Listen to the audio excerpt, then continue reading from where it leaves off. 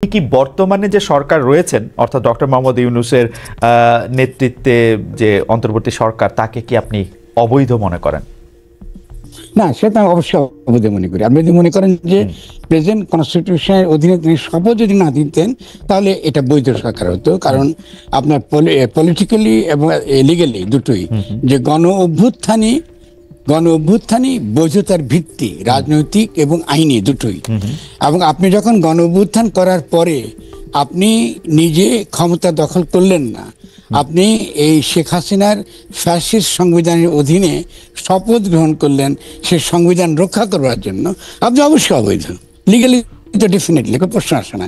কিন্তু আপনি এখানে কন্ট্রাডিকশন, যেটাকে বলা হিস্টোরিক্যাল কন্ট্রাডিকশনটা হলো এই যে গণ অভ্যুত্থানের স্পিরিটটা তো তাতে চলে যাচ্ছে না সমাজে, এটা তো রয়েছে। ফলে আপনি টিকে আছেন যেহেতু দুটো কারণে, যেহেতু গণ অভ্যুত্থানের স্পিরিটটা এখনো সমাজে রয়েছে, কারণ একটা ঘটনা ঘটে গিয়েছে। আর সেকেন্ডলি আপনি টিকে আছেন যেহেতু সেনাবাহিনী আপনাকে সমর্থন করছে। কিন্তু এটা কোনো লিগ্যাল ফাউন্ডেশন নেই। আপনি এই সরকারের আইনি বৈধতাটা কি, খুব সিম্পল বলেন আমাকে। যদি আপনি বুঝে বলতে পারেন আমি গ্রহণ করব, আমাদের বিচারপতিরা আছেন আমি গ্রহণ করব, বাংলাদেশে কোনো আইনি লোক থাকলে আমি গ্রহণ করব, সমস্যা তো নাই। আমি যেটাকে দেখি আর কি বৈধতা হিসাবে, সেটা হচ্ছে যে 5 আগস্টের পরে 6 আগস্ট প্রধান বিচারপতির নেতৃত্বে অ্যাপিলেট ডিভিশনের বিচারকদের কাছে এটা জানতে চাওয়া হয়েছিল যে বিশেষ অবস্থায় প্রধানমন্ত্রীর কাজটা প্রধান উপদেষ্টা করতে পারে কিনা, প্রধান উপদেষ্টা তার মতো করে উপদেষ্টা মনোনীত করতে পারে কিনা। তো সুপ্রিম কোর্টে সে 6 বিচারক, প্রধান বিচারপতি সহ আরো 6 বিচারক তারা সাইন করে জানালেন যে এটা তারা পারে। এইটা কি বৈধতা হিসাবে, এইটা কি বৈধতা? আমি তো এটা দেখি নাই। তারা 106 অনুচ্ছেদ অনুযায়ী মত দিয়েছে, তারা শপথ গ্রহণ করতে পারে। কিন্তু বাংলাদেশের সংবিধানে আপনার এরকম উপদেষ্টা সরকার নামক কোনো বিধান নাই। ফলে বিচারপতিরা যদি গায়ের জোরে কাল্পনিক একটা যুক্তি দিয়ে যদি খাড়া করে, এটা তো হবে না। আপনাকে হয় পলিটিক্যাল জনগণের অভিপ্রায়, যেটাকে আমরা গণসার্বভৌমত্ব বলি, যেটা আমাদের সংবিধানে রয়েছে, জনগণের অভিব্যক্তির পরম অভিপ্রায়, এটা আইনি এবং রাজনৈতিক উভয়ই, এটা আইনের ঊর্ধ্বে, কারণ জনগণই সার্বভৌম, ঠিক আছে তোকে। কিন্তু আমাদের কিন্তু বিচারপতিরা কিন্তু এটা করেনি। কোনো বিচারপতি বা কোনো রাজনৈতিক আপনার ব্যক্তি কিংবা কোনো আইন বিশেষজ্ঞ এটা নিয়ে আমার সঙ্গে কথা বলতে পারে, আমি যদি ভুলে আমি মেনে নেব। আমি সিম্পলি বলবো যে বাংলাদেশের সংবিধানে এরকম কোনো প্রকার উপদেষ্টা সরকারের বৈধতা নাই। না মানে জাস্ট জানার জন্য ফরহাদ ভাই, এইটা কি ভূতাপক্ষ বৈধতা, মানে এখন পর্যন্ত যদি না, আমি দেখছি যে চিফ জাস্টিস যে 6-7 লাইন লিখছেন, সেই 6-7 লাইনের মধ্যে এরকমটা ছিল যে, আমি যা বুঝছি আর কি, যে প্রধানমন্ত্রীর কাজটা প্রধান উপদেষ্টা চালা নিতে পারবেন, তারা একটা সরকার গঠন করতে পারবেন, এটা আমি বুঝছি স্পিরিট থেকে। এখন এটা যদি সংবিধানে নাও থাকে, এটা ভূতাপেক্ষ বা রেট্রোস্পেক্টিভ, যেটা আমরা আগেও দেখছি সংবিধান সংশোধন করে এটাকে দেওয়া, এটা দিলে এটা চলবে না। মানে আমরা তো গত প্রথম দিন থেকে দীর্ঘকাল আমার যদি বইটি পড়েন, সংবিধান ও গণতন্ত্র, সেখানে বলা হয়েছে এই কাজটা অবৈধ। কেন অবৈধ? ভূতাপেক্ষা কিছু নাই খালেদ। আপনি 142 অনুচ্ছেদে আপনি কি করলেন? এই জন্য কিংস পার্টি হয়েছে। খেয়াল করেন আমাদের এখানে কিংস পার্টি কেন হয়েছে, যে আপনি ভূতাপেক্ষা এটাকে বৈধ করবেন। মানে আপনি ক্ষমতায় যাবেন, সামরিক অভ্যুত্থান করেছেন, এখন সামরিক অভ্যুত্থানকে বৈধতা দেওয়ার জন্য আপনি একটা কিংস পার্টি বানালেন, এবং আপনি টিজিএফআই মিলায়া আপনি আরেকটি ইলেকশন করলেন, সেখানে আপনি কি করলেন? 2/3 ভোট পেলেন, পেয়ে সেই আপনার ইয়াতে কি বলে পার্লামেন্টে আপনি এটাকে বানাইলেন, এটাকে বৈধ। প্রথমত এটার প্রবলেম আছে, কারণ আমাদের যে সাংবিধানিক বিতর্ক, যেটা তথাকথিত সংশোধন নিয়ে কমিশন হয়েছে, কিন্তু একটা গুরুত্বপূর্ণ বিতর্ক হলো আদৌ এরকম গণতান্ত্রিক সংবিধানে 142 অনুচ্ছেদ থাকতে পারে কিনা। আপনি হয় ব্রিটিশ, আমি শেষ করে একটু খুব ইম্পর্টেন্ট খালেদ, আপনি হয় ব্রিটিশ নিয়ম অনুসরণ করেন, কোনো লিখিত সংবিধান রাখবেন না, অসুবিধা নেই। অথবা যদি লিখিত সংবিধান রাখেন তাহলে আপনি কিছুতেই কনস্টিটিউয়েন্ট অ্যাসেম্বলি বা গণপরিষদ এবং সরকার নির্বাচনের যে পরিষদ, যেমন জাতীয় সংসদ, এই দুটাকে আপনি একত্র করতে পারবেন না। কারণ তাহলে যে কোনো মুহূর্তে সামরিক সরকার, যে কোনো মুহূর্তে একটা ফ্যাসিস্ট সরকার জোর করে ক্ষমতা দখল করে ভূতাপেক্ষা নিজেকে বৈধ প্রমাণ করতে পারবে। এটা তো ভয়াবহ আইন, যদি আপনি এই বিচারপতিটা করে থাকে, সেই বিচারপতিকে আমি বলি অবিলম্বে তাকে আপনার উৎখাত করা উচিত। এরা তো এখানে ফ্যাসিস্ট শক্তিকে ক্ষমতা আনবার ব্যবস্থা করে দিয়েছে। আমি একটা ছোট কথা বলি আপনাকে, দিল্লি যদি আপনার এরকম আরেকটা সরকার বানায় দিয়ে ভূতাপেক্ষা তাকে বৈধ করে, তো আপনি কি মানবেন?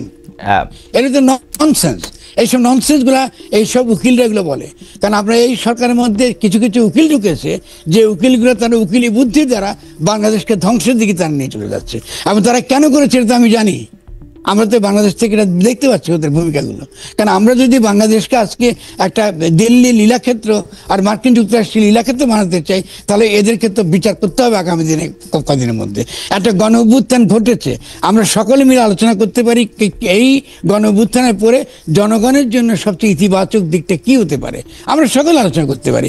প্রত্যেক, সে বিএনপি বলুন কি জামাত বলুন কি, এমনকি আওয়ামী লীগের মধ্যে যারা রিয়েলি ইতিবাচক, দেশকে ভালোবাসে, যারা অনুশোচনা আছে, যারা একটা মনে করে যে গত 20 বছর কি 16 বছর এটা ঠিক মতো হয়নি, সকলকে মিলিত আমরা বাংলাদেশ বানাতে পারি।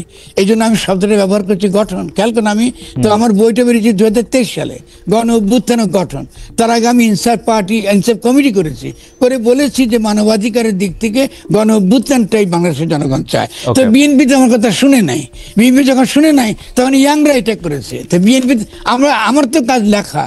আপনি তো আমাকে একটাকে শিক্ষক বলেছেন, আমি তো শিক্ষকের ভূমিকা পালন করতে চাই। আমি তো বলতে চাই এটা করা দরকার, এটা করুন না, এটা করলে এটা, আমি তাই তো করে যাচ্ছি। বলুন, আমার তো সবচেয়ে ঝুঁকি নিয়ে আমি কথাগুলো বলছি। আর সেই জায়গাতে আপনি যখন গণ অভ্যুত্থানকে নস্যাৎ করছেন সংবিধানের কথা বলে, আইনের কথা বলে, তো অবশ্যই এর জবাবদিহিতা ডক্টর ইউনূসকে দিতে হবে। এটার জন্য ওয়াকারুজ্জামানকে জবাবদিহি বাংলাদেশের জনগণের কাছে করতে হবে, এবং বিচারপতিকেও এটার জন্য জবাবদিহি জনগণকে করতে হবে। আমি থাকতে পারবো, হয়তো আমি দেখবো না ওটা, কিন্তু এই জবাবদিহি তাদেরকে করতে হবে। কারণ আপনি একটা অবৈধ সরকার এইভাবে আপনি রাখতে পারেন না। আপনি হয় পলিটিক্যালি এটাকে রিজলভ করেন, অথবা আপনি আইনিভাবে রিজলভ করেন। আপনি যে মনে করেন ঠিক আছে আপনি গণঅভ্যুত্থান হয়নি, আপনি গণঅভ্যুত্থানের বিরোধী অবস্থান নিয়ে, তো ফাইন, আপনি দেখান কোন কনস্টিটিউশনের মধ্যে আপনি এরকম একটা সরকার আপনি বৈধ করতে পারবেন। এটা তো চলবে না। আপনি তো জনগণের জীবন নিয়ে ছিনিমিনি খেলতে পারেন না খালেদ। ফরাদ ভাই, আমি কিন্তু আপনার যুক্তিটা বুঝতে পারছি, কিন্তু আমার কাছে যেই জায়গায় একটু আপনার কাছ থেকে একটু বুঝতে চাই সেইটা হলো যে আপনি বলতেছেন যে সংবিধানটা আমরা ফেলে দিতে পারি, আমরা অন্যভাবে শপথ নিতে পারি, যেহেতু গণ অভ্যুত্থানে আমরা একটা জন অভিপ্রায় বা গণ অভিপ্রায় আমরা জানছি, তো আমরা তো এটা ফালা দিতে পারি। কিন্তু আমার প্রশ্ন, গণ অভ্যুত্থানের পরে কিন্তু শপথ লাগে না। এটা খালি আচ্ছা ঠিক আছে, শপথটা বাদ দিলাম, এটা আমার স্লিপ, এটা আমার স্লিপ না। আমি একটা অ্যাড করি আপনাকে, আমি বুঝতে পারছি আপনি কি বলতে চাচ্ছেন। গণ অভ্যুত্থানের পরে যেটা লাগে সেটা একটা ঘোষণা, প্রোক্লেমেশন। ওকে, আপনি খেয়াল করেন, ছেলেরা প্রোক্লেমেশন দিতে চেয়েছে, তারপরেও তারা কিন্তু প্রোক্লেমেশন দিতে, তারা দ্বিতীয় অবৈধ কাজ করেছে। আরো খেয়াল করেন আপনি, কেন প্রোক্লেমেশন ইম্পর্টেন্ট। কোন প্রোক্লেমেশন, এটা একটা লিগ্যাল ফাউন্ডেশন। প্রোক্লেমেশনটাই সরকার কিন্তু বৈধ করে দিত, যে কি যুক্তিতে তারা এই গণঅভ্যুত্থানটা করেছে। ফলে এই সরকার অবৈধ সব দিক থেকে। শুধু তাই না, আরেকটা কথা খেয়াল করে, কিরকম ভয়ানক কাজ করেছে তারা ছাত্রদেরকে তো আপনার ঘোষণা করতে দেয়ই নাই, এবং এখনো দিচ্ছে না। তারপর শুন, আমি এটা একটা ছোট্ট কথা বলে আপনার দর্শক ভালো বুঝবে। বাপে তো ছেলের নামকরণ করে না, করে কি না? তাহলে গণঅভ্যুত্থানের ফসল হয়েছে এই সরকার, তো এই সরকার কি করে আবার ঘোষণা দিবে? এটা হলো এই যে ননসেন্স কথাবার্তা তারা বলছে, আমরা একটা সকলে মিলা বৈশা একটা ঘোষণাপত্র বানাবো। আরে ভাই, এটা হয় না, হিস্ট্রি তো এরকম না। আপনি যেই ঘোষণা দেবে সেই ঘোষণা হিস্টোরিক্যালি যেটা দিবার ওটা দিতে হবে। তারপরেও কেন আপনি ছাত্রদেরকে ঘোষণা আপনি যদি দিতেন, আপনি একটা লিগ্যাল একটা আপনি ফাউন্ডেশন পাচ্ছেন। ছেলেরা তো এইটাই বলেছে যে আমাদের লিগ্যাল ফাউন্ডেশন দরকার, যে আমরা যে একটা ঘটনা ঘটলাম কদিন পরে যে আমাদেরকে আবার ধরে ফাঁসি দিয়ে ঝুলাবে না, তার গ্যারান্টি কি? আপনি কি মনে করছেন যে এই প্রোক্লেমেশনটা হইলে একটা লিগ্যাল ফাউন্ডেশন পাবে এবং এটা একটা গ্যারান্টি পাবে? কোন একটা সরকার আইসা যদি এই প্রোক্লেমেশন ফালায় দেয়, না, প্রোক্লেমেশন ফালানো যায় না। সংবিধান ফালাই দিল কতবার? 15-16 বার, 15-16 বার। আপনি যেটা 142 করছেন, শেষ করে আপনি উত্তর দিচ্ছেন। সংবিধান তো আপনি কখনোই লেখেনই নাই। আপনি যে 1972 সালে পাকিস্তানি সংবিধান লিখছেন, আপনি যে সংবিধান লেখার মানে কি লিগালি? আপনি স্বাধীন বাংলাদেশে স্বাধীন বাংলাদেশের জনগণের দ্বারা নির্বাচিত গণপরিষদের দ্বারা প্রণীত গঠনতন্ত্র। এটা লিগ্যাল, হিস্টোরিক্যাল, পলিটিক্যাল। আপনি ওটা করেন নাই। আপনি যাদেরকে পাকিস্তানের সংবিধান বানাবার জন্য পাঠিয়েছিলেন তারা এসে দাবি করলো আমরা বাংলাদেশের সংবিধান বানাবো। এটা মহা আনন্দের বিষয়। এটা তো অধিকার তো তাদের কেউ দেয় না। আপনি 1972 সংবিধান তো 72 সালে সংবিধান, কিন্তু 1972 প্রোক্লামেশন কিন্তু ভ্যালিড। প্রোক্লামেশন জনগণের অভিপ্রায়ের ভিত্তিতে হয়েছে এবং এটা মেনে নিয়েই আমরা যুদ্ধ করেছি এবং সেই প্রোক্লামেশনকে আন্তর্জাতিকভাবে মেনে নেওয়া হয়েছে। ফলে আমরা কখনোই সংবিধান প্রণয়ন করি নাই। আপনি এইটাও অনেকবার বলেছেন এবং আমরা দেখেছি 1972 সালে গণপরিষদ বিতর্কে কাছাকাছি কথা কিন্তু সুরঞ্জিত সেনগুপ্তও বলেছিলেন আসলে। এবং সুরঞ্জিত সেনগুপ্ত ছাড়াও অনেক তাত্ত্বিক বিভিন্ন সময় যখনই এটা নিয়ে আলোচনা হয়েছে তখন এটা নিয়ে কথা বলেছেন, আমরা এটা দেখেছি। আচ্ছা, আমি একটু আগাই কারণ অনেকগুলি বিষয় নিয়ে আপনার সাথে একটু কথা বলতে হবে। সেই ক্ষেত্রে আমি একটু বলতে চাই যে আপনি কি এই জায়গায় কোনো গ্যাপ দেখেন? ধরেন সংবিধানটা অধীনে শপথ নিল না বা একটা সরকার গঠিত হইল, আইন হিসাবে তখন কোনটা মানা হইতো? মানে বাংলাদেশে যে রেগুলার আইন আছে যেগুলি আসলে সো কল্ড সংবিধানের নামে যেগুলি এনাক্ট করা হয়েছে সেগুলি দিয়েই কি চলতো? মানে একই থাকতো? আমি খুব সহজ একটা ফর্মুলা দিয়েছি, আপনি ওটা আমার দেবেন। আপনি একটু আবার যদি কষ্ট করে সেটা ছিল দুটা, একটা মাত্র আইন কথা বলতে হয়। সেটা হলো যে আমরা ক্ষমতা নিয়েছি জনগণের পক্ষে এবং আমরা জনগণের গণসার্বভৌমত্ব মানে পপুলার সভারেন্টি রিপ্রেজেন্ট করি। ফলে স্বভাবতই আমাদের হাতে সার্বভৌম ক্ষমতা এবং এখন থেকে দেশ আমাদের আদেশ অনুযায়ী চলবে বা ফরমান অনুযায়ী চলবে।